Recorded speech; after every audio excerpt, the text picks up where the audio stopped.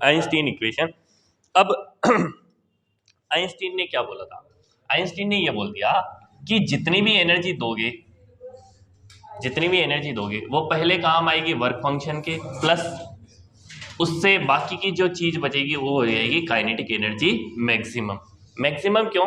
क्योंकि जितने भी इलेक्ट्रॉन निकलने होंगे वो सारे सेम स्पीड से नहीं भागते हैं। कुछ बदमाश बच्चे होते हैं जो हेलीकॉप्टर बन के भागते हैं, कुछ बदमाश बच्चे होते हैं जो उसका टिफिन का हेलीकॉप्टर बना के भागते हैं। तो उनकी जो एनर्जी हो सकती है वो है काइनेटिक एनर्जी मैक्सिमम। अगर मैंने 10 इलेक्ट्रॉन वोल्ट दिया, यहाँ पे अगर 7 खर्च हो जाता है तो बचा कितना? 3। वो 3 यहाँ काइनेटिक एनर्जी में आ जाएगा। ठीक है। ई का फॉर्मूला होता है एच व्यू, फाई नॉट का फॉर्मूला हो जाएगा H nu not plus E V not. अब ये ई वी नॉट कैसे लिखा? क्योंकि ये वी नॉट है स्टॉपिंग पोटेंशियल। काइनेटिक एनर्जी किसके प्रोपोर्शनल जाती है? Stopping potential. ठीक है। अब मैं एक एक्स्ट्रा साइड में चीज बता देता हूं, y equal to m x plus c. ये किस किसने पढ़ा है? मैथ वालों के अलावा भी बायो वालों को पढ़ाया था मैंने, एकदम शुरुआत की क्लास के अंदर बताया था y equal to m x plus c. अगर कोई भी लाइन होती है तो लाइन के लिए जो लाइन की इक्वेशन होती है वो y equal to m x plus c से देते हैं, जहां पे m तो होता है स्लोप, स्लोप को लिखते हैं टेन थीटा। ठीक है। ये होता है इंटरसेप्ट, और ये y और ये x कोऑर्डिनेट्स हैं। कैसे होता है? अगर मान लो कोई भी इक्वेशन है लाइन की, ये लाइन है, इस लाइन की इक्वेशन मुझे चाहिए, इस लाइन का x एक्सिस के साथ जो भी एंगल है वो थीटा, वो हो जाएगा टेन थीटा, जिसे हम लिखेंगे m। ठीक है ना। और ये y एक्सिस को जहां पे भी कट करती है, y एक्सिस को जहां पे भी कट करती है वो हो गया वैल्यू c इंटरसेप्ट। ठीक है ना। अगर मैं एग्जांपल के लिए लूं कि मान लो कि ये कोई एक लाइन है, इस लाइन को ये वाला एंगल तो है 60 डिग्री, ये वाला एंगल तो कितना है? 60 डिग्री, और ये वाले पॉइंट का कोऑर्डिनेट है 0,4। कितना है? 0,4। तो मुझे इसकी इक्वेशन चाहिए। इक्वेशन क्या होती है? y equal to m x plus c. अच्छा, m की वैल्यू क्या आएगी अब? टेन थीटा, टेन 60 कितना हुआ? √3। अच्छा, c की वैल्यू कितनी हुई? इंटरसेप्ट, ये वाली हाइट कितनी होगी? 4। तो इस लाइन की इक्वेशन हो जाएगी y equal to √3x plus 4। ये होगी लाइन की इक्वेशन। ठीक है ना। अब आपको नहीं याद आए तो वापस से समझो कि y प्रोपोर्शनल टू x होता है, ऊपर 1 1 है तो ये लाइन की इक्वेशन होती है। ठीक है ना। y proportional to x square होता है तो ये एक पैराबोला हो जाता है। y equal to y proportional to X square, ये हो जाता है पैराबोला। और ये पैराबोला भी किस तरह से होता है? जो y की तरफ झुक जाता है, जिसकी पावर कम होती है ये उसी तरफ झुक जाता है। ये चीजें तो सिखा रखी थी ग्राफ बनाते समय मैंने मेरी क्लास के अंदर। y equal to m x plus c भी सिखाया था आपको। अगर पुराने नोट्स दिख जाते हैं, पुराने नोट्स में ढूंढोगे तो y equal to m x plus c मिल जाएगा। नहीं तो बाकी के जो बायो के हैं जो कह रहे कि हमको y equal to m x plus c नहीं समझ में आता है, तो बेटा जी रट लेना कि y equal to m x plus c नाम की चीज होती है। वहां नहीं रटो तो इस प्रोसेस में रट लेना। अब हमको एक ग्राफ बनाना है किसके किसके बीच में? v नॉट के और v के, v नॉट और व्यू के, v नॉट और व्यू के। तो मैंने इसको इधर भेज दिया, तो ये हो जाएगा E V naught equal to H nu minus H nu naught. ठीक है। इसको ऐसा भी लिख सकते हैं E V naught equal to H nu minus, ये एच व्यू नॉट वैसे फाई नॉट ही है तो फाई नॉट भी लिख सकते हैं इसको। ठीक है। अच्छा, अब इसमें से ई का इधर डिवाइड लगा तो v naught equal to H upon e view minus phi naught upon e. इसको अगर कंपेयर करते हैं, comparing this with line equation y equal to m x plus c, तो स्लोप m की वैल्यू क्या हो जाएगी?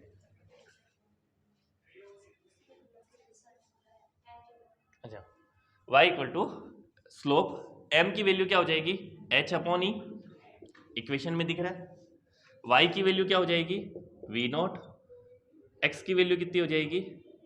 व्यू, और c इंटरसेप्ट कितना हो जाएगा? फाई नॉट अपॉन ई। तो अगर मैं इसका ग्राफ बनाऊं तो एक्स एक्सिस पे कौन है, म्यू, वाई एक्सिस पर कौन है, वी नॉट, स्टॉपिंग पोटेंशियल, ठीक है। अच्छा, कल याद होगा इस तरह से ग्राफ बना दिया था यहां से, तो ये वाला जो ग्राफ हुआ,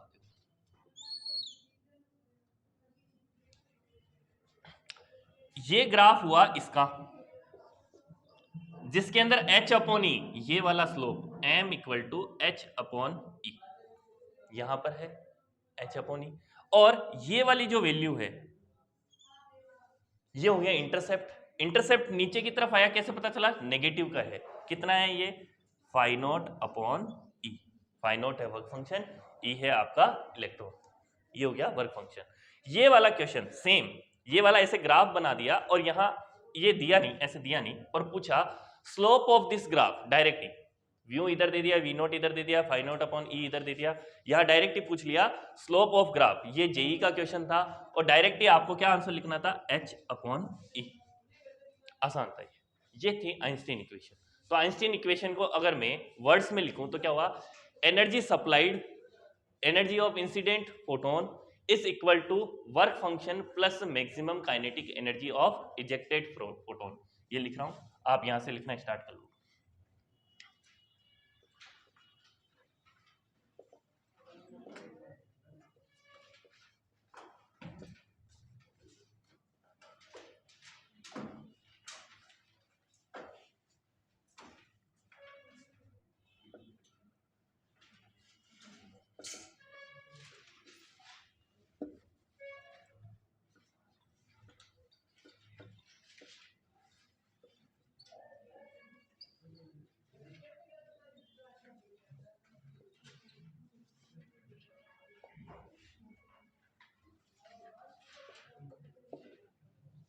According to this equation, maximum kinetic energy of photoelectron is equal to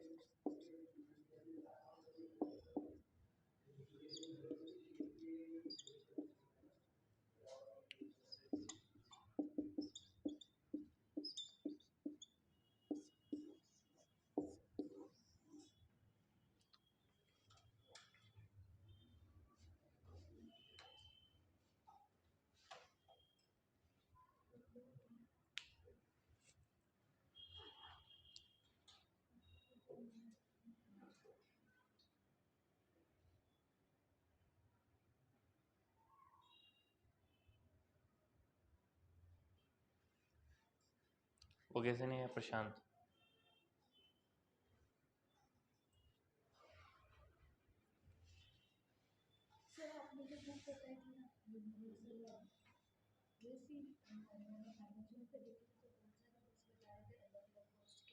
तुझे कौन सी लेनी है, मतलब कौन सी एग्जाम के लिए प्रिपरेशन करना चाहती है, पहले तो ये बता। हिंदी मीडियम की, हाँ यूनिवर्सल मिल जाएगी, यूडीबी यूनिवर्सल सेल्फ स्कोरर,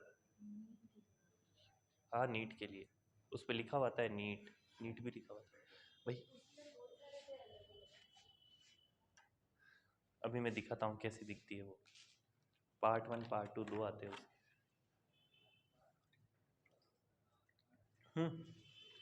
मार्केट में मिल जाएगी, 50-100 रुपये ही ज़्यादा लगेंगे।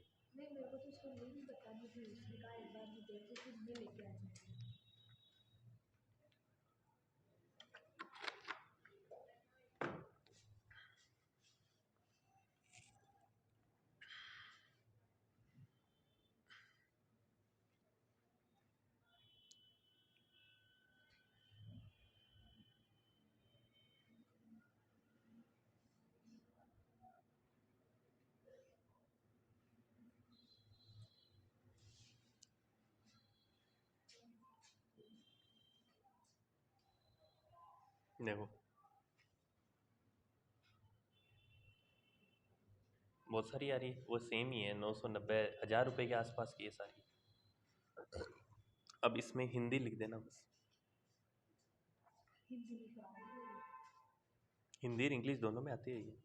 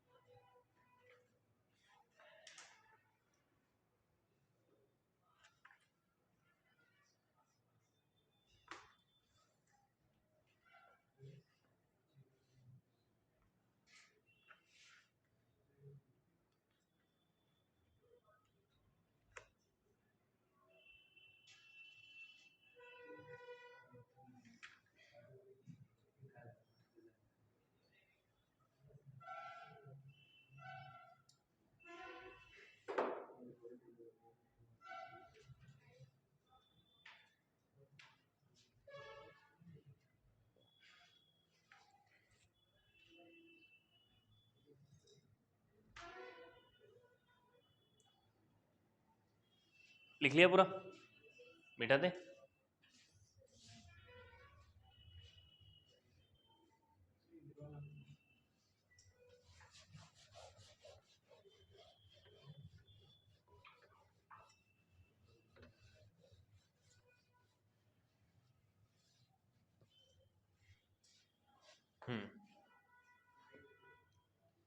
पढ़ाऊँ आगे,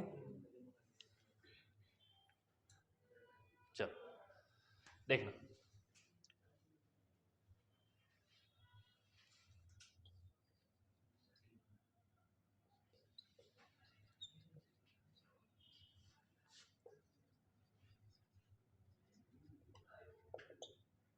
वैसे चैप्टर का नाम भी ड्यूल नेचर ऑफ रेडिएशन है।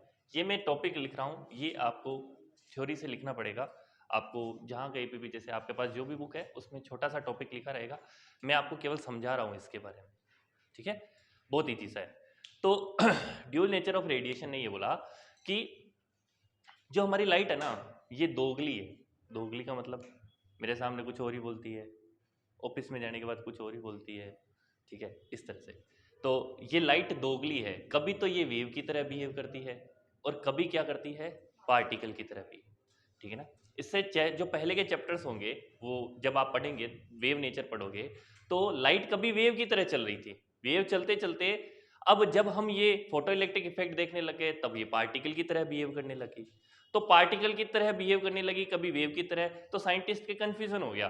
कंफ्यूजन ये हो गया कि भाई ये पार्टिकल है वेव है, कन्फर्म तो हो, ठीक है ना। तो फिर साइंटिस्ट ने ये मान लिया कि जो कुछ इफेक्ट तो ऐसे हैं फिजिक्स के जो केवल लाइट के वेव नेचर से समझा सकते हो, कुछ नेचर तो ऐसे हैं जो लाइट के वेव नेचर से समझा सकते हो, लेकिन कुछ नेचर ऐसे हैं जिनको केवल पार्टिकल नेचर से समझा सकते हैं, जैसे फोटो इलेक्ट्रिक एमिशन हुआ, या फिर कॉम्पटन इफेक्ट हुआ, या जीमान इफेक्ट हुआ। इस तरह के कुछ इफेक्ट ऐसे थे जिनको हम केवल और केवल हमारे पार्टिकल नेचर से समझा सकते थे। तो साइंटिस्ट ने मान लिया कि दोनों ही काम होता है, ठीक है। तो इसके लिए एक बढ़िया सा एग्जांपल क्या दिया, राजस्थान बोर्ड की बुक में लिखा हुआ मिलेगा कि अगर हम लाइट को वेव माने, लाइट को क्या माने, वेव माने, तो जब वो आंखों में जाती है तो आंखों में एक लेंस लगा हुआ है, जैसे वो देखो वहां पे डायग्राम बना हुआ है, आंखों में एक लेंस लगा हुआ है बीच में। इस लेंस से जब पास होती है तब तो वो क्या है, वेव। लेंस से जब पास होती है तब तो क्या है, वेव। और इस लेंस से पास होने के बाद में जो ये पीछे रेटिना है, इस रेटिना पर इसकी एनर्जी एब्जॉर्ब होती है, तो एब्जॉर्ब होती है उस समय ये कैसे बिहेव करता है, पार्टिकल। आंखों के लिए जब अंदर जाती है तब तो क्या कर रही है, लेंस से वेव, और अंदर रेटिना पे जब गिरती है तब कैसी होती है, पार्टिकल। तो लाइट की कौन सी नेचर होती है, ड्यूल नेचर, दोगली होती है हमारी लाइट। बात समझ में आ गई? इतनी सी बात है, एक पैराग्राफ 1.5 पैराग्राफ में लिखा हुआ है, आपको केवल आज के होमवर्क में explain dual nature of light, ये बात लिखनी है, ठीक है? मैं क्वेश्चन लिख दूंगा लास्ट में। अच्छा, अब फिर एक नए साइंटिस्ट आया, उस नए साइंटिस्ट का नाम था डी ब्रोगली। डी ब्रोगली,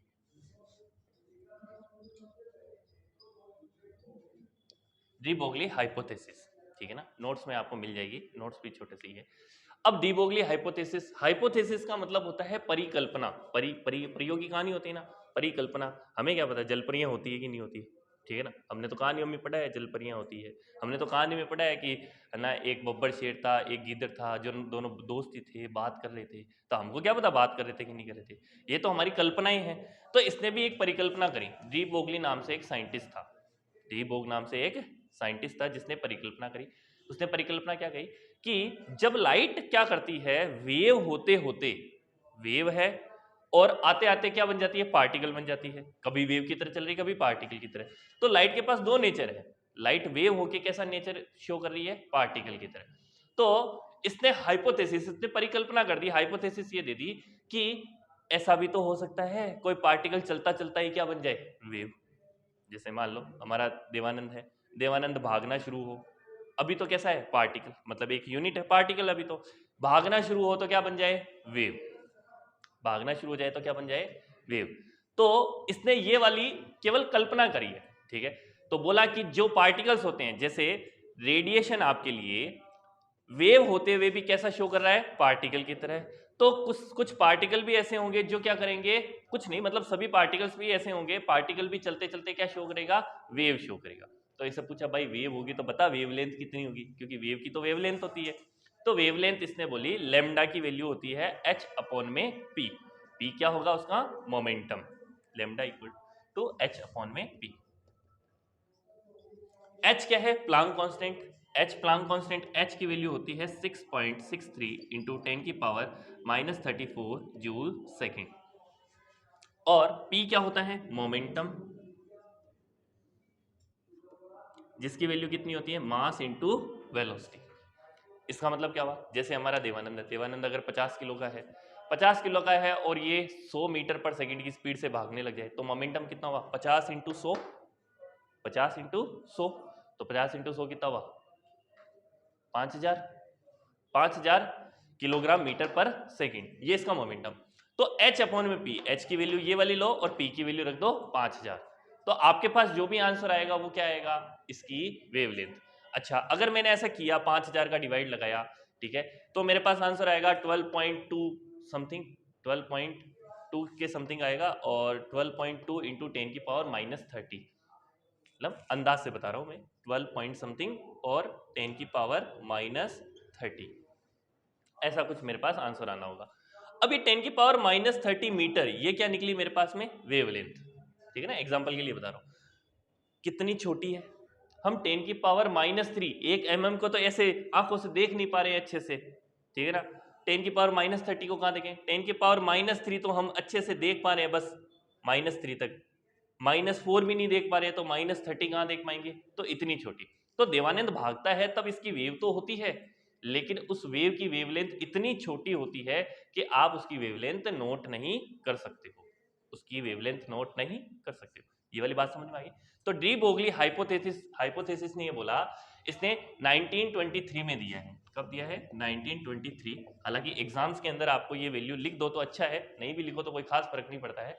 1923 में ये एक पीएचडी का स्टूडेंट था, पीएचडी का स्टूडेंट, मतलब कि ये कोई साइंटिस्ट नहीं था, ये एक स्टूडेंट था, पीएचडी कर रहा था, और इसने अपने पीएचडी की डिग्री के अंदर हाइपोथेसिस ये दे दी कि ये लो भाई मैंने दे दिया, जब कोई पार्टिकल, जब कोई वेव होती है वो पार्टिकल की तरह बिहेव करती है, तो एक पार्टिकल भी होगा वेव की तरह बिहेव करेगा, ये लो मेरा formula, lambda equal to h upon में p। हालांकि कोई भी इसने एक्सपेरिमेंट नहीं किया है, इसने केवल लिख दिया है, ठीक है? अब क्योंकि सब इसने लिख दिया, ऐसे बिना चेक करे इसको है ना पीएचडी की डिग्री दे दी, और फिर इसकी बात भी मान ली, हम पढ़ भी रहे हैं, ऐसे थोड़ी है, कल को तो मैं लिख के दे दूं कि ये लो लेमडा बराबर 2 इंटू 5, ऐसे लिख के दे दूं, मेरी बात कौन मान लेगा? तो ऐसा हुआ कि जब 1923 में ये हुआ तो इसके बाद में 3-4 सालों बाद में 1927 के आसपास एक एक्सपेरिमेंट हुआ, डेविसन जर्मर एक्सपेरिमेंट। उसने प्रूव किया, उसमें ये प्रूव हो गया कि इसने जो फॉर्मूला दिया था ना वो एग्जैक्ट है। मतलब अब जैसे हम भी सोचें, हम भी तो स्टूडेंट ही हैं, हम भी कल को कहते कि ये लो हमारी कोई वैल्यू होती है, जैसे मान लो देवानंद बोल दे ये लो हमारी कोई वैल्यू होती है डी, इस डी का मतलब होता है मास इंटू वेलोसिटी का क्यूब, होता कुछ नहीं है, ले डी की वैल्यू होती है मास इंटू वेलोसिटी का क्यूब। इसने कोई वैल्यू दे दी इस तरह से, ठीक है, और बोला ये मेरा फॉर्मूला है, लाओ मेरे को पीएचडी की डिग्री दे दो। ऐसे कैसे दे दो? इसको पीएचडी की डिग्री दे तो देंगे, लेकिन कोई साइंटिस्ट बोले तो देंगे। दूसरी बात, इसका ये फॉर्मूला बच्चों को पढ़ाया जाएगा बाद में। कब पढ़ाया जाएगा? जब ये फॉर्मूला क्या हो जाए, प्रूव हो जाए। फॉर्मूला क्या हो जाए, प्रूव हो जाए। तो ये फॉर्मूला जो इसने फॉर्मूला दिया lambda equal to H upon P, ये प्रूव किसने किया? डेविसन जर्मर ने। वो भी पढ़ेंगे हम डेविसन जर्मर। तो अब डी ब्रोगली हाइपोथेसिस में लिख रहा हूं, आप साथ साथ लिखना शुरू कर सकते हैं।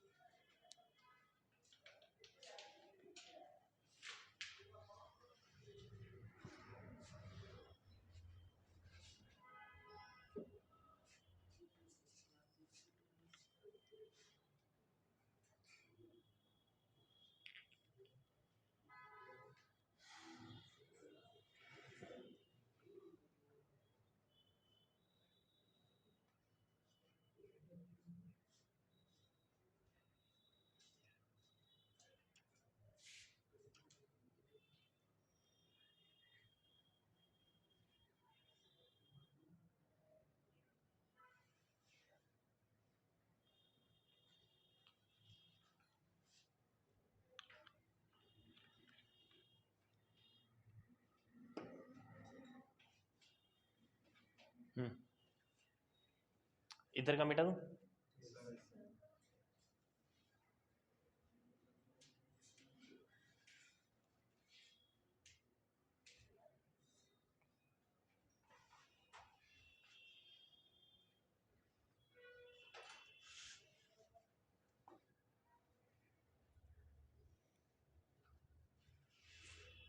आप में से च्युइंगम कौन खा रहा है ये?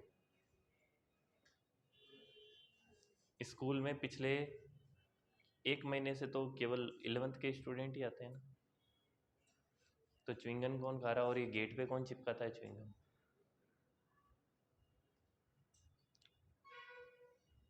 मुझे कल जब मैं आऊँ वो गेट से च्युइंगम हटी हुई मिलनी चाहिए।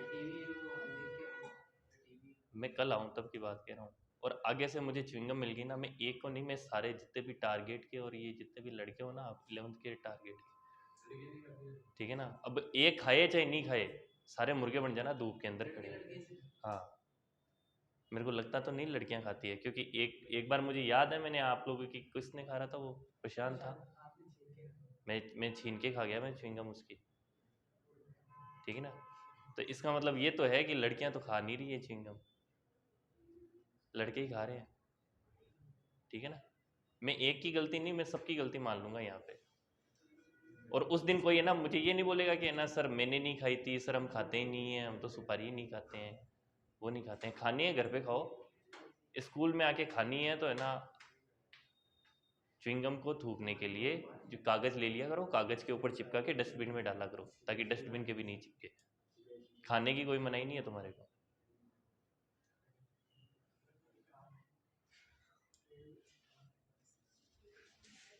समझ गए ना।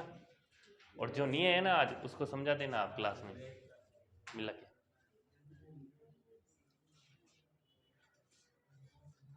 तेरे को आया समझ में? साधना को समझ में आ गया?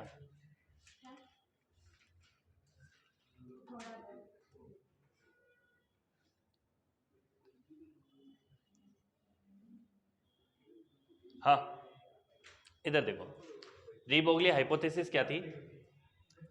Lambda equal to H upon P, H होता है प्लांक कांस्टेंट, पी होता है मोमेंटम, मास इनटू वेलोसिटी। अगर मान लो कि कोई कार हो 1000 किलो की है और 10 मीटर पर सेकंड की स्पीड से चल रही है, उस केस में उसकी वेवलेंथ निकालें तो 6.63 इंटू 10 की power minus 34, 1000 into 10, mass into velocity, 10 की पावर 4 ऊपर जाएगा 10 की पावर माइनस 4, 10 की power minus 38।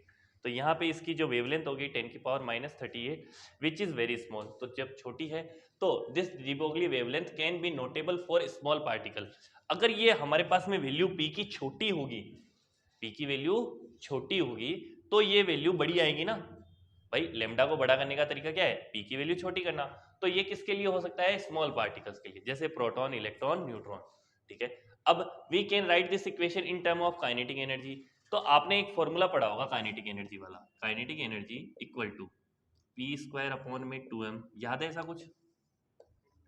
P square upon में 2m, किस किस को याद है ये? वर्क एनर्जी पावर के अंदर लिखवाया था मैंने, नहीं याद? चलो, अगर मैं P को वैल्यू लिखूं क्या, m into V, M square V square upon में 2m, m से एक m कट गया, बचा क्या, हाफ एम वी स्क्वायर, ये काइनेटिक एनर्जी होती है। अब तो ठीक है ये फॉर्मूला, ठीक है, डस्टर देना, ठीक है।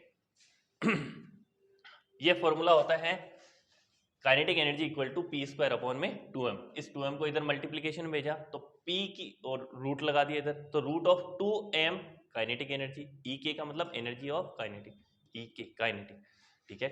अगर मैं इस p की वैल्यू को इस फॉर्मूले में p की जगह लिखूं, ये वाला फॉर्मूला बन जाएगा। तो for charge particle, charge particle के लिए काइनेटिक एनर्जी की वैल्यू होती है q इंटू वी। अब ये कहां से आया मैं बताता हूं। देखो मैंने आपको पोटेंशियल की वैल्यू लिखी है वर्क अपॉन में चार्ज, तो वर्क क्या हो जाएगा, Q इंटू वी, वर्क क्या हो जाएगा, Q इंटू वी। अच्छा, वर्क डन क्या होता है, चेंज इन काइनेटिक एनर्जी, याद आया? जब हमने आपका एनर्जी वाला चैप्टर पढ़ा था तो सबसे पहले ही ये पढ़ा था, वर्क वर्क डन क्या होता है, चेंज इन काइनेटिक एनर्जी। तो चेंज इन काइनेटिक, तो काइनेटिक एनर्जी के इक्वल आ जाएगा Q इंटू वी। तो kinetic energy equal to Q into V. तो इस काइनेटिक एनर्जी की जगह रख दिया Q इंटू वी। Q क्या है, उस चार्ज पार्टिकल का चार्ज, और V क्या है आपका पोटेंशियल ऑफ चार्ज पार्टिकल। तो यहाँ Q इंटू वी लिख दिया। अब यही काम केवल एक बार इलेक्ट्रॉन के लिए करना हो, तो इलेक्ट्रॉन के लिए करना हो तो लैम्डा फॉर इलेक्ट्रॉन, तो मास ऑफ इलेक्ट्रॉन आएगा, चार्ज ऑफ इलेक्ट्रॉन आएगा, वोल्टेज आ जाएगा। तो 2 mass of electron, charge E, electron पे चार्ज कितना होता है E, 1.6 इंटू 10 की पावर माइनस 19 V। अब सारी वैल्यूज रखो, H की वैल्यू मुझे पता है, मास ऑफ इलेक्ट्रॉन आपने कैसे केमिस्ट्री में पढ़ रखा है लेकिन फिजिक्स में भी याद रखना होता है, 9.1 इंटू 10 की पावर माइनस 31, ठीक है। चार्ज ऑफ इलेक्ट्रॉन ये तो सबसे पहले वाले चैप्टर में पढ़ा दिया था, 1.6 इंटू 10 की पावर माइनस 19। ये सारी वैल्यू रखी, ठीक है ना। अब आपको मल्टीप्लाई डिवाइड कुछ नहीं करना है, ये लिखना है और डायरेक्ट लिख देना है 12.27 बटे में रूट वी। इन सब की वैल्यू हो जाएगी 12.27 और वी की वैल्यू रूट वी, और आंसर आएगा किसमें, एंगस्ट्रॉम में, 12.27 अपॉन में रूट वी। ध्यान रखना इस एक फॉर्मूले पे अभी 12th का जो एग्जाम होगा 4 तारीख को, ठीक है ना, उस दिन आ भी जाएगा इससे रिलेटेड क्वेश्चन, डायरेक्ट ही पूछेगा। एक इलेक्ट्रॉन है, उस इलेक्ट्रॉन को हमने 100 वोल्ट पे एक्सेलरेट किया है, कितने वोल्ट पे, 100 वोल्ट पे, तो उसकी वेवलेंथ कितनी होगी। तो v की जगह क्या लिखना है 100, रूट 100 कितना होता है 10, तो 12.27 में 10 का डिवाइड लगाओ तो 0.1 खिसक जाएगा, 1.227। सिंपल सा क्वेश्चन आता है, 1 नंबर का क्वेश्चन आने वाला है। हो सकता है कि मैंने यहाँ 100 लिया, 100 की जगह आ जाए 10,000 रखोगे तो वैल्यू आएगी 10, या फिर मेगावोल्ट 1 मेगावोल्ट मतलब 10 की पावर 6, तो यहाँ पे v की वैल्यू चेंज करेगा। हो सकता है 10 की पावर 10, 10 की पावर 5 कुछ भी हो, इस तरह से कोई वैल्यू आएगी, v की वैल्यू दे देगा और वेवलेंथ पूछ लेगा, ठीक है। और नहीं भी पूछता है तो आपको हो सकता है केवल ये इतनी सी प्रोसेस ही पूछ ली जाए, ठीक है, मिटा दें इसको। अब यही काम किसके लिए हो, अगर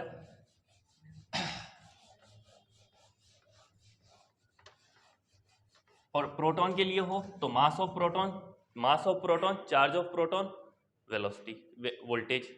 अगर यही काम किसके लिए हो जाए आपके लिए, अल्फा पार्टिकल के लिए हो जाए। अल्फा पार्टिकल होते हैं आपके लिए हीलियम न्यूक्लियस, हीलियम का न्यूक्लियस, 2 प्रोटॉन 2 न्यूट्रॉन, उसके लिए करें तो उसके लिए भी हो जाता है। तो एक क्वेश्चन इसमें ऐसा आता है, जैसे पहला तो क्वेश्चन ऐसा था, ए इलेक्ट्रॉन इज एक्सेलरेटेड एट 10 की power 4 volt, find its de Broglie wavelength. Question ऐसा था, सॉल्यूशन कैसे लिखोगे इसका, v की वैल्यू कितनी है 10 की पावर 4 वोल्ट, तो लेमडा ऑफ इलेक्ट्रॉन कितना होगा 12.27 अपॉन में रूट v, 12.27 अपॉन में 10 की पावर 4 कितना होगा 12.27 अपॉन में 100, ये हो जाएगा 0.1227 एंगस्ट्रॉम। आंसर सही है, ठीक है, इजी था। अच्छा, एक दूसरा क्वेश्चन होता है, a proton and alpha particle. Alpha particle क्या होता है, ध्यान रखना, 2He4+2, मतलब हीलियम का न्यूक्लियस होता है जिसके इलेक्ट्रॉन हम निकाल चुके हैं। हीलियम एटम में से इलेक्ट्रॉन निकाल दो, क्या बचा, न्यूक्लियस बचा, तो 2 proton 2 neutron. A proton and a alpha particle are having equal potential, then what is ratio of their, उनके रेशियो निकालना है, डी ब्रोगली वेवलेंथ।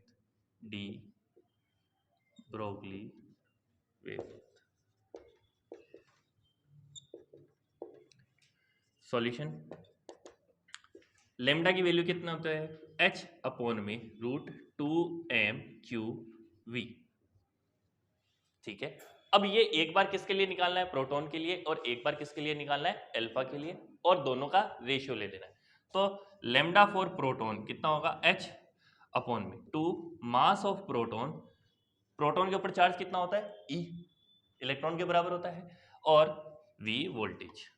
इनको बोला है सेम पोटेंशियल पे रखा हुआ है, इक्वल पोटेंशियल पे। अच्छा, अब लेमडा फॉर अल्फा पार्टिकल, तो h अपॉन में रूट 2। अब मास ऑफ अल्फा पार्टिकल का मास कितना होगा, देखो 2 प्रोटॉन है 2 ही न्यूट्रॉन है, न्यूट्रॉन और प्रोटॉन का मास तो सेम सा ही होता है, तो कितने होते हैं टोटल 4, तो इसकी जगह मैं लिख सकता हूं 4 मास ऑफ प्रोटॉन के इक्वल हो गया, ये 4 गुना हो गया, प्रोटॉन का तो 4 गुना हो गया। अच्छा, चार्ज कितना होता है इस पे, 2 इलेक्ट्रॉन के बराबर, +2 है यहाँ पे। अच्छा, v की जगह v।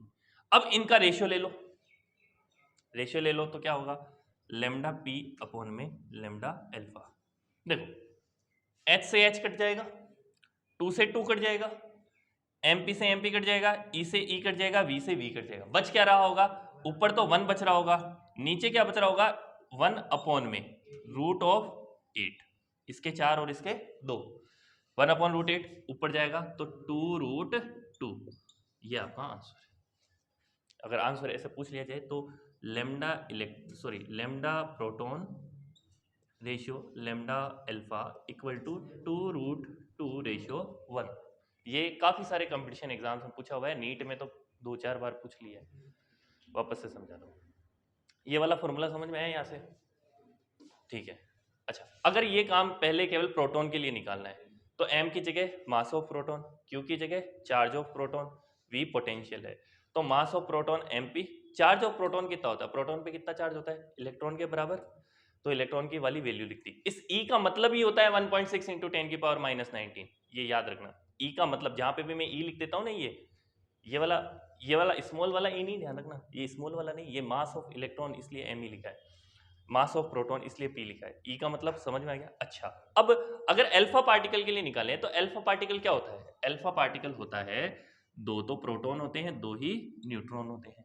अच्छा, इसका मास कितना होगा, 2 प्रोटॉन प्लस 2 न्यूट्रॉन के बराबर। न्यूट्रॉन और प्रोटॉन मास में सेम होते हैं, 1.67 इंटू 10⁻⁻27, ये मास में सेम होते हैं, मास में सेम होते हैं, तो ये 4 प्रोटॉन के बराबर हो गया। तो जब अल्फा के लिए लिखूंगा तो इस मास की जगह क्या लिख दिया, 4 प्रोटॉन। अच्छा, इस पे चार्ज कितना है, 2 प्रोटॉन के बराबर दिख रहा है, तो 2 प्रोटॉन 2 इंटू इलेक्ट्रॉन, इलेक्ट्रॉन के लिए प्रोटॉन और इलेक्ट्रॉन का चार्ज बराबर होता है, तो 2 इलेक्ट्रॉन लिख दिया। अब इनका रेशियो लेना है, तो प्रोटॉन अपॉन में अल्फा, H से H करेगा, सब कट जाएंगे, बस क्या बचेगा, ऊपर तो बचेगा 1, इसकी तो सारी वैल्यू 1, इसके अंदर क्या बचेगा 1 अपॉन में ये 4 और 2, 4 2 कितना हुआ मल्टीप्लाई 8, तो रूट का 8, ये ऊपर चला जाएगा, 2√2 ऊपर क्यों गया, जो नीचे डिवाइड के डिवाइड में होता है वो ऊपर जाता है, 2√2, तो इनका lambda proton ratio lambda alpha, ये हो जाएगा 2√2:1। ये इंपॉर्टेंट है। देखो, मैं आपको पहले भी आपको पता होगा कि जब मैंने 11th में क्वेश्चन करवाए थे तो आपने एग्जाम में हाफ इलिम देखा, वैसे के वैसे वापस क्वेश्चन आ जाते हैं, ठीक है ना। तो अब 12th में भी कराऊंगा तो सेम टू सेम वैसे के वैसे ही आ जाते हैं, कोई ज़्यादा चेंजेस नहीं होता है। ये जो 12th के जो क्वेश्चन है ना, इसमें ज़्यादा है, 11th में तो फिर भी वेराइटी आती है, 12th में कोई वेराइटी नहीं है, इसलिए 12th ईजी होती है, आराम आराम से पढ़ोगे तो भी हो जाएगा। लिख लो ये सारा काम।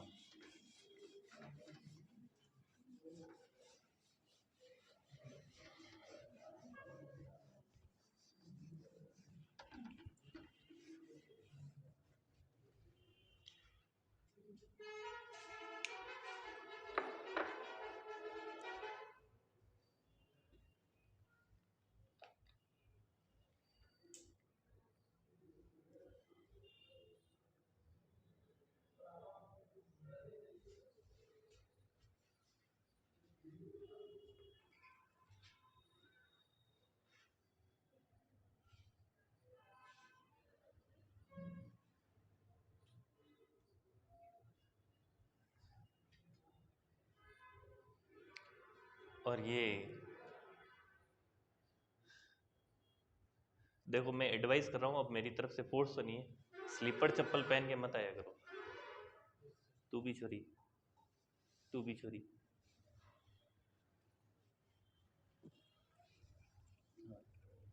ये स्लीपर चप्पल पहन के मत आया करो।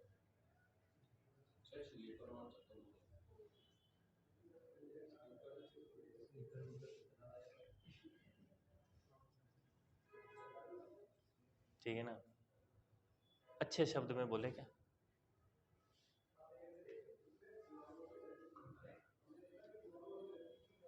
राहुल की तरह आया करो, देखो शूज पहन के आता है राहुल।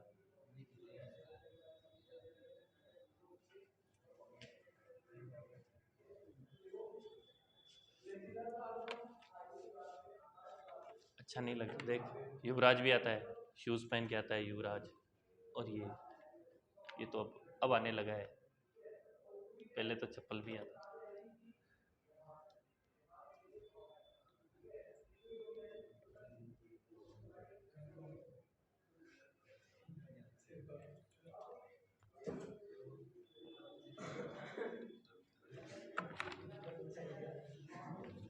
तेरे पास जूते नहीं है क्या, इससे ले ले, तो इससे ले ले, निकिता से।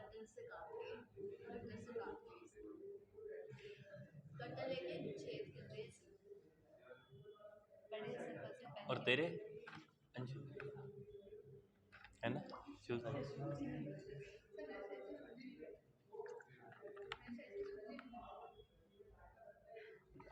झूठ तो बोल मत, लड़के के शूज पहन सकती है तू।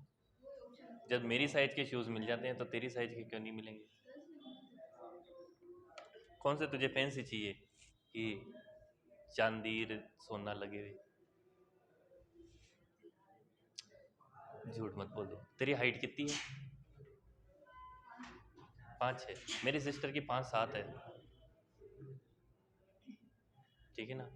तेरे नंबर कितने आते हैं चप्पल के साथ? झूठी। पेड़ दिखा रहे तेरे इतने लंबे पेड़? नहीं यार मिल जाएगी, ऐसी बात नहीं। तो लड़के वाले शूज पहनने में क्या जाती है? वो आते हैं ना, क्या बोलते हैं, लोफर आते हैं ना लड़कों वाले।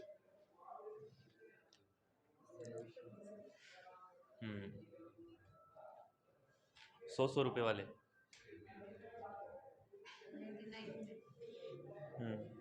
4 खरीद ले 400 रुपए की, संडे मंडे ट्यूसडे वेडनेसडे की।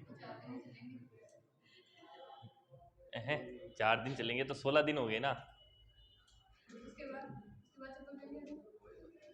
तो पहन के तो आओ, उसे टाका लगवा लेंगे मोची से, उसके बाद तो फटेंगे ही नहीं। तू तो ऐसा कर, जिस दिन खरीदे ना उसी दिन टाका लगवा दे, जहां जहां से पड़ता है। शोल ही उतरता है केवल। करते हैं भाई, काफी लोग करते हैं। लिख लिया? चले।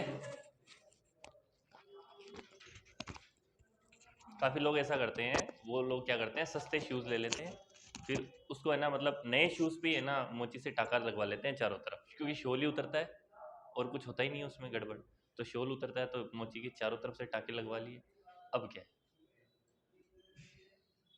अब तो फटने के चांस ही कम हो गए। लगे होते हैं और तो फैशन और बन जाती है कि चारों तरफ से धागे लगे।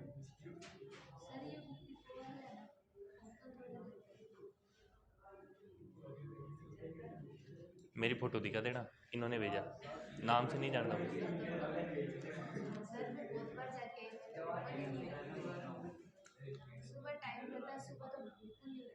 चलो मिटा दो अब तो। चलो देखो अभी मैंने बताया कि यहाँ पर बातें नहीं, मैंने बताया कि डी ब्रोगली वेवलेंथ नाम की कोई चीज होती है। तो एक्सपेरिमेंट को प्रूव किसने किया? डेविसन जर्मर ने। डेविसन जर्मर का मैं आपको थ्योरी नहीं लिखा रहा हूँ, केवल समझा देता हूँ, आपको थ्योरी खुद से लिखनी है, ठीक है ना? मतलब वही 2 क्वेश्चन मैं आपको होमवर्क के लिए दूंगा, आपको ढूंढ के लिख के ले आना, वहाँ से बुक मिल जाएगी आपको। राजस्थान बोर्ड की मिल जाती है तो अच्छी बात है, राजस्थान बोर्ड नहीं मिले तो आपको मिल ही जाएगा, मिल जाएगी ऑनलाइन, मतलब ऐसे नहीं, पीडीएफ राजस्थान बोर्ड की साइट से, ठीक है ना? पीडीएफ मिल जाएगी आपको, उसमें देख लेना। जैसे डेविसन जर्मर एक्सपेरिमेंट,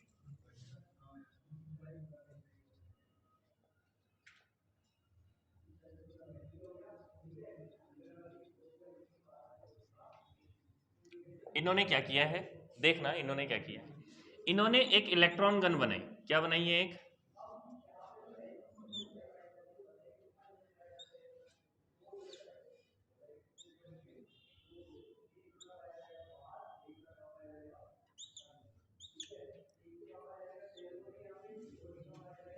एक इलेक्ट्रॉन गन बनाई है।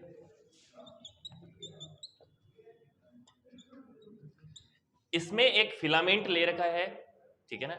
यह है tungsten filament, tungsten filament.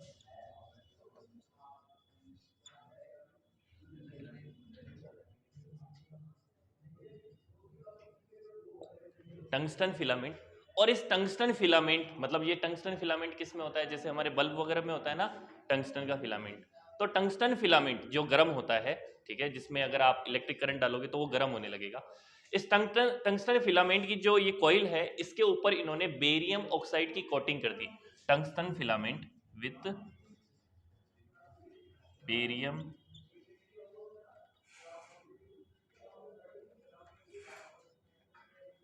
Coating, tungsten filament के ऊपर बेरियम ऑक्साइड की कोटिंग कर दी है। यहां तक समझ में आ गया। अब जैसे ही क्या होगा, गर्म होगा, लो वोल्टेज पे गर्म होगा, लो वोल्टेज, लो वोल्टेज इस पे डालोगे तो बेरियम ऑक्साइड की जो ये कोटिंग है इसके अंदर से इलेक्ट्रॉन इजेक्ट होंगे। क्या इजेक्ट होंगे? इलेक्ट्रॉन, इलेक्ट्रॉन इजेक्ट हो जाएंगे। कब? लो वोल्टेज पे करोगे तो ये काम, ठीक है।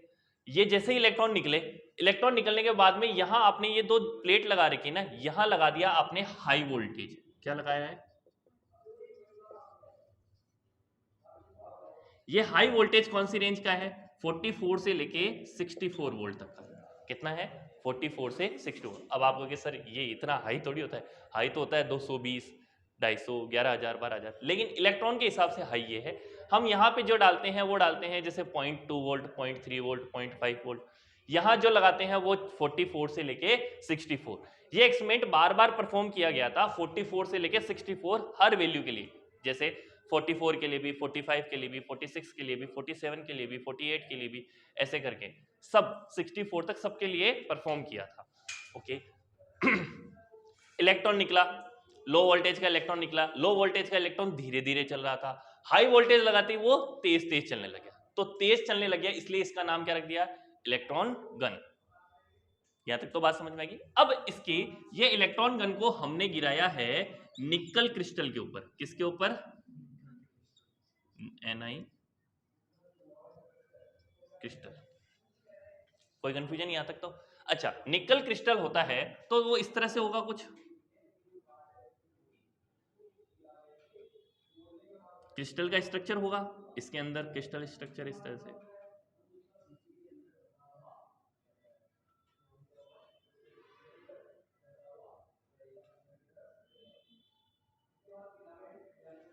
ये तो बात समझ में आ गई, ठीक है।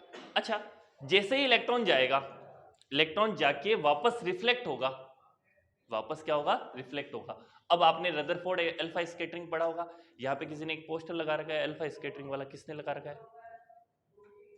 अंशु ने लगा रखा है अल्फा स्कैटरिंग वाला। दो पोस्टर लगे हुए अल्फा स्कैटरिंग का, एक ही नहीं दो लगे हुए। कोमल तेरा है क्या? एक तेरा है, एक इसका है।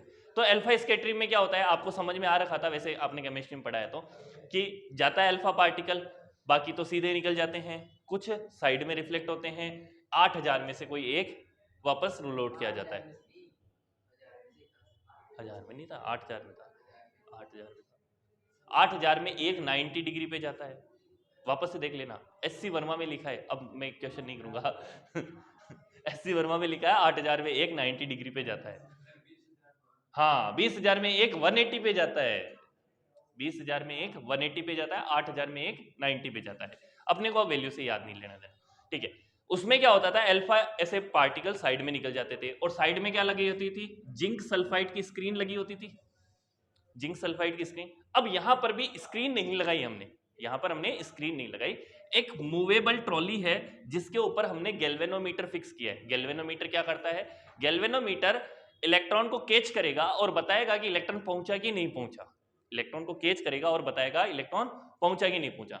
जहां अगर गैल्वेनोमीटर की रीडिंग ज्यादा आती है मतलब वहां ज्यादा इलेक्ट्रॉन पहुंचे, जहां गैल्वेनोमीटर की रीडिंग कम आती है वहां कम पहुंचे, जहां रीडिंग नहीं आती है वहां इलेक्ट्रॉन पहुंचा ही नहीं। बात तो समझ में आ गई? ओके। हमने यहां पर एक गैल्वेनोमीटर लगा रखा है ऐसा,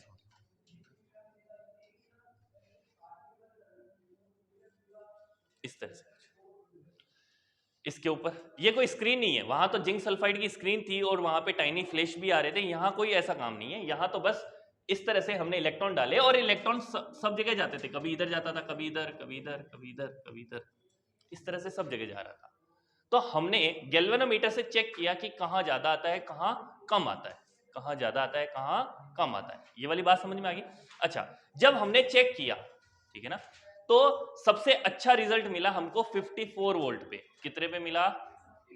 54 वोल्ट। 54 वोल्ट पे क्या हुआ कि हमने देखा कि इस जगह तो इलेक्ट्रॉन बहुत ज्यादा पहुंच रहे हैं और इस जगह इलेक्ट्रॉन कम पहुंच रहे हैं। एक जगह ज्यादा पहुंच रहे हैं और उसके पास वाली जगहों पे कम पहुंच रहे हैं, कई जगह पे मिनिमम पहुंच रहे हैं या नहीं पहुंच रहे हैं। ये वाली बात समझ में? ये इंटेंसिटी कर्व बनाए। इंटेंसिटी कर्व का मतलब कि इस जगह पे ज्यादा आ रहे हैं और इस जगह पे कम आ रहे हैं। 54 वोल्ट के लिए वैल्यू याद रखनी है भी, है ना? 54 वोल्ट पे ये वैल्यू आनी, ठीक है। अच्छा 54 वोल्ट पे देखा तो ये जो आया आपके, ये जो मैक्सिमम वैल्यू आई ये भी कितने डिग्री पे आई, 50 डिग्री पे। कितने डिग्री पे आई ये, 50 डिग्री पे, 50 डिग्री पे और 54 वोल्ट पे। एक सेकेंड रुकना, 12.27 डिवाइड बाई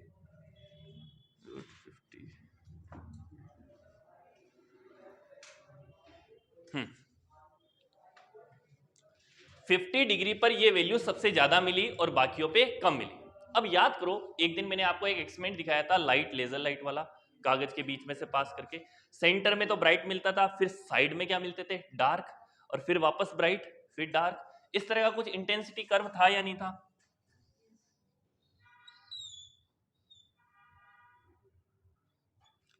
साइड वाली जो लाइंस मिलती थी वो आपको कम ब्राइट मिलती थी, ब्राइट तो मिलती थी, और बीच में आपको डार्क डार्क मिलते थे।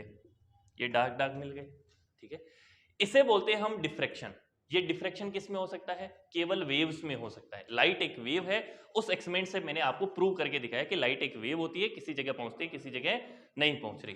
तो सेम ऐसा ही यहां देखा कि इलेक्ट्रॉन क्या है, पार्टिकल, तो पहुंचना तो सब जगह सेम चाहिए था, लेकिन किसी जगह ज्यादा पहुंचता है, किसी जगह कम पहुंचता है, किसी जगह ज्यादा पहुंचता है, किसी जगह कम पहुंचता है। या तो सारे एक ही जगह आने चाहिए थे, या तो सारे एक ही जगह। ऐसा क्यों हुआ कि किसी जगह ज्यादा आ रहे हैं, किसी जगह कम आ रहे हैं? तो इसका मतलब इलेक्ट्रॉन किसकी तरह बिहेव कर रहा है, वेव की तरह, ठीक है ना। तो यहां से प्रूव हो गया कि डी ब्रोगली ने बोला था इलेक्ट्रॉन की भी वेवलेंथ हो सकती, ये बात इसने प्रूव कर दी। यहां तक तो समझ में आ गया? तो ठीक है। तो जब हम डिफ्रैक्शन का पैटर्न देखते हैं, डिफ्रैक्शन का पैटर्न देखते हैं, इस डिफ्रैक्शन के पैटर्न में, इस डिफ्रैक्शन के पैटर्न में 50 डिग्री पे मैक्सिमम मिल रहा है, मिनिमम कहां मिलेगा? हमने इसकी वेवलेंथ फाइंड करने की कोशिश की। क्या फाइंड करने की कोशिश की? वेवलेंथ। वो वेवलेंथ आई 1.67 एंगस्ट्रॉम। कितनी आई? 1.67 एंगस्ट्रॉम। यहां तक तो बात सही है, ओके, कोई कंफ्यूजन नहीं, ठीक है। तो ये तो हमने प्रैक्टिकली फाइंड किया, वेवलेंथ की वैल्यू किससे निकाली? प्रैक्टिकली। लेकिन जब हम फॉर्मूले से फाइंड करें, फॉर्मूले से फाइंड करें, तो लेमडा की वैल्यू कितनी आती है? 12.27 अपॉन में रूट वी आती है। कितने वोल्टेज पे किया था ये काम अभी? 54 वोल्ट पे। कितने पे किया था?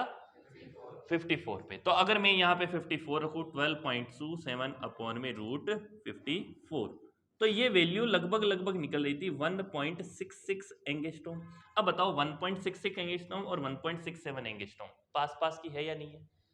तो मतलब फॉर्मूला भी प्रूव हो गया कि फॉर्मूले से कितनी आ रही है, 1.66, और एग्जैक्टली कितनी मिल रही है उनसे, 1.67। तो फॉर्मूला प्रूव हो गया। मतलब ये बात प्रूव होगी कि इलेक्ट्रॉन की भी वेव हो सकती है, और ये इलेक्ट्रॉन की वेवलेंथ वही मिल रही है जो डी ब्रोगली वेवलेंथ ने बताई थी। डी ब्रोगली ने अपने फॉर्मूले में बताई थी। डी ब्रोगली ने कब बताई? 1923 में। एक्सपेरिमेंट कब हुआ? 1927 में। इसके लिए 1928 में नोबेल प्राइज भी मिला बाद में, ये एक्सपेरिमेंट प्रूव करके दिखाने के लिए। ये डेविसन और जर्मन, इन डेविसन और जर्मन के अंदर एक आदमी तो वही था जिसने वो डाल्टन वगैरह वाली जो थ्योरी दी थी एकदम शुरुआत में, केमिस्ट्री में पढ़ा होगा ना, डाल्टन, रदरफोर्ड, ये जो देते हैं ना आपके एटम वाली, थॉमसन, डाल्टन, नहीं थॉमसन ने दिया था शायद, जे जे थॉमसन। तो इनमें से डेविसन है ना, ये डेविसन, ये जे जे थॉमसन का पोता था, पोता था, ठीक है ना ये, ठीक है, ओके। बात समझ में आ गई? अब आपको है ना होमवर्क में 2 क्वेश्चन करके लेके आने हैं। हाँ, dual nature of radiation, explain dual nature of radiation. Question first है,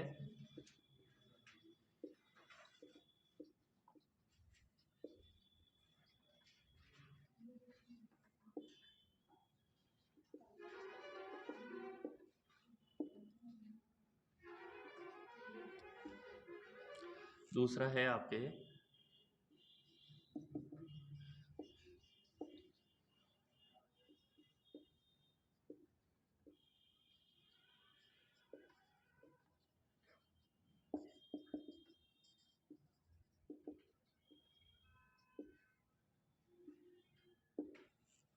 अब एक तीसरा है, हाँ हाँ हाँ हाँ हाँ। अब तीसरा टॉपिक भी तो पढ़ाऊंगा, उसका क्वेश्चन तो पहले ही लिखा दूं। एक्सप्लेन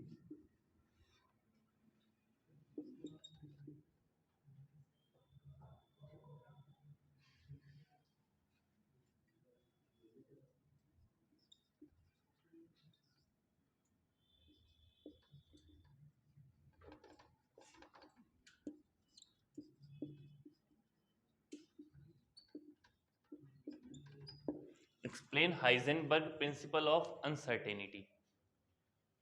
अब तीसरा टॉपिक आज का, इसके बाद में चैप्टर खत्म है, समझ लो केवल हाइजेनबर्ग प्रिंसिपल ऑफ अनसर्टेनिटी।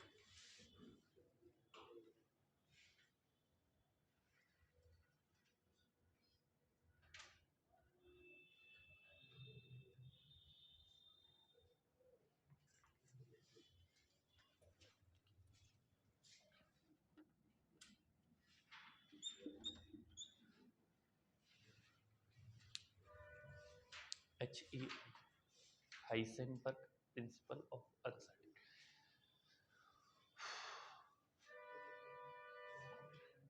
एक टॉपिक मैंने लिखवा दिया आइंस्टीन इक्वेशन, उसके बाद में dual nature of radiation, Davisson Germer experiment. ये डायग्राम वैसा का वैसा ही आपको बुक में मिल जाएगा।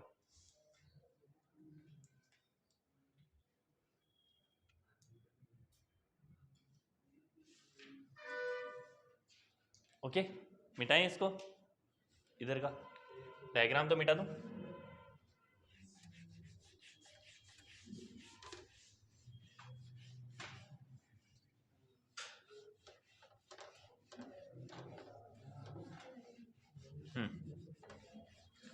हाँ, समझना ये हाइजेनबर्ग प्रिंसिपल ऑफ अनसर्टेनिटी।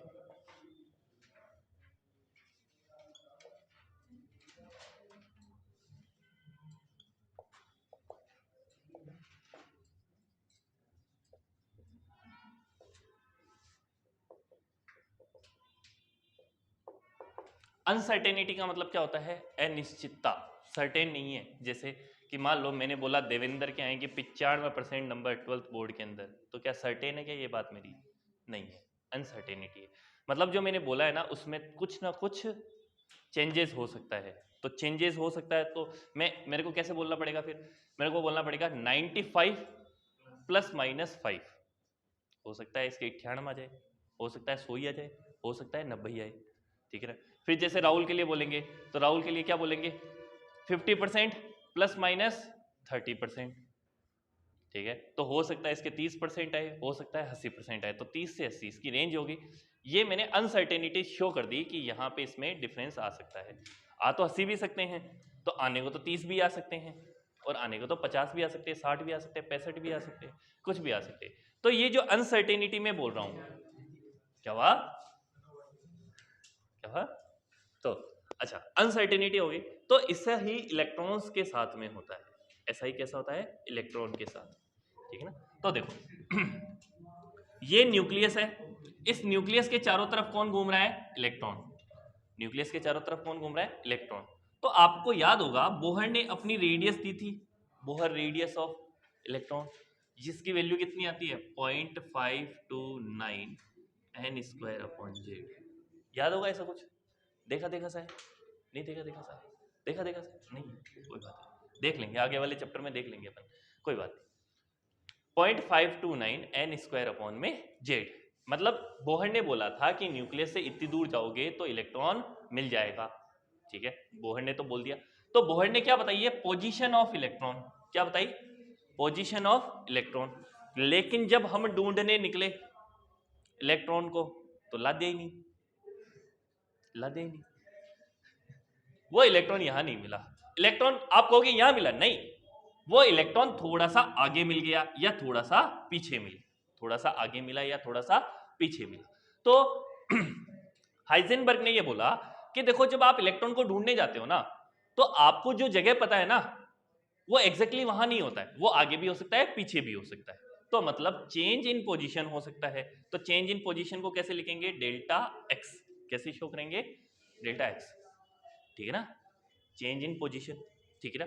अच्छा, अब बोहर ने तो इसकी वेलोसिटी भी बताई थी, वेलोसिटी बताई थी, तो वेलोसिटी से आप मोमेंटम भी निकाल सकते हो।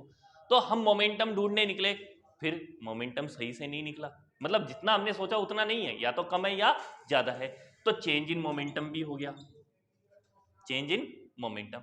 तो चेंज इन मोमेंटम और change in position, change in momentum और चेंज इन पोजीशन, दो चीजें, ठीक है ना। तो हाइजेनबर्ग ने ये बोल दिया, अगर आपने किसी दिन इलेक्ट्रॉन की पोजीशन एग्जैक्टली फाइंड कर दी, मतलब चेंज इन पोजीशन 0 हो जाए, चेंज इन पोजीशन क्या हो जाए? 0, अगर आपने किसी दिन इलेक्ट्रॉन की पोजीशन फाइंड कर दी, ठीक है, तो उस दिन आप मोमेंटम पता ही नहीं कर सकते, उस टाइम पे आप मोमेंटम पता ही नहीं कर सकते। और अगर आपने मोमेंटम फाइंड कर दिया ना, तो आप पोजीशन नहीं पता कर सकते। बात समझ में आ रही है? ठीक है ना? ये दो चीजें हैं, मोमेंटम और पोजीशन।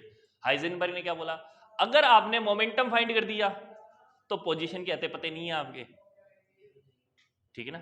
मोमेंटम जीरो कर दिया, मोमेंटम का चेंज जीरो, मतलब आप जो मोमेंटम पता कर रहे हो वो एग्जैक्टली वही निकल गया, तो आपको पोजीशन का पता ही नहीं है क्या है उसकी।